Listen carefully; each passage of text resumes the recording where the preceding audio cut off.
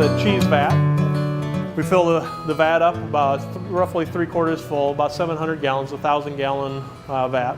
Then we have the different paddles that will go up and down, and we bring in steam hot water that's going to increase the temperature of it. We want to get the temperature up there so it's at 88 degrees so that we can actually add bacteria in there, and it's going to be warm enough to allow that bacteria then to begin to grow.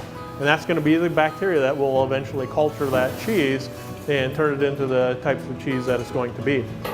Then we take knives and we bring those down, and they cut that curd out of here. And so one set of knives are going this way and another set are going this way, and by that they're cutting the curds, the solids, out of the milk.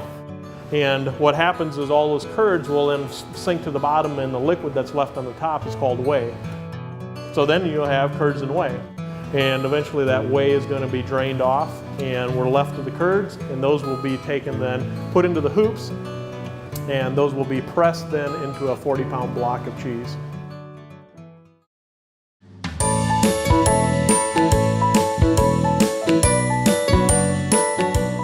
So this is where we age our cheese. We maintain it at about 38 degrees in here, and that's going to be a good temperature to keep that cheese aging process going on. In here we have Monterey Jack, Colby, and Cheddar, and those are our 3 base cheeses. The mild cheeses, Monterey Jack and Colby, will be in here the shortest amount of time. So they have to age in here for at least a month, but no more than about 6 to 10 months. Cheddar is a different kind of cheese, and it takes longer. So Cheddar's in here 3 months to make mild cheddar, 6 months to make medium cheddar, and then a year to make sharp. And then we actually have a cheddar that goes all the way up to 12 years old. Aging the cheese is really important because what it's doing is developing the flavor and the texture. And so if it's too young, it's not going to taste or feel like cheese in your mouth. Most of the people don't want to buy a 40-pound block that you see here. So these are all 40-pound blocks. Those are taken out and cut down into half-pound, 1-pound, 2-pound, and 5-pound blocks.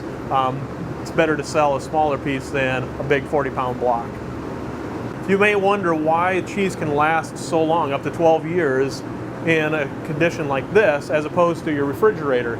Well, the big thing with cheese is keeping air off of it, so that's why all of these are put into vacuum sealed bags, and just keeping that air off of it makes a huge difference. And so they're vacuum sealed, there's not any impurities and things like that. But you also are taking a bacteria and adding it into the cheese, and you're culturing it. It's going to be kind of like yogurt, which also uses a culture.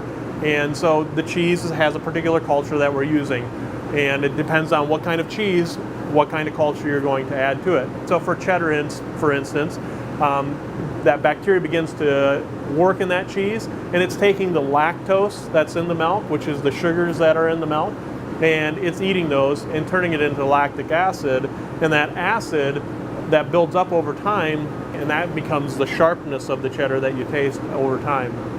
You started making cheese because you wanted to preserve milk, and the only way to do that was actually to turn it into a product like this. And so you could preserve milk for a longer period of time by turning it into cheese or turning it into butter.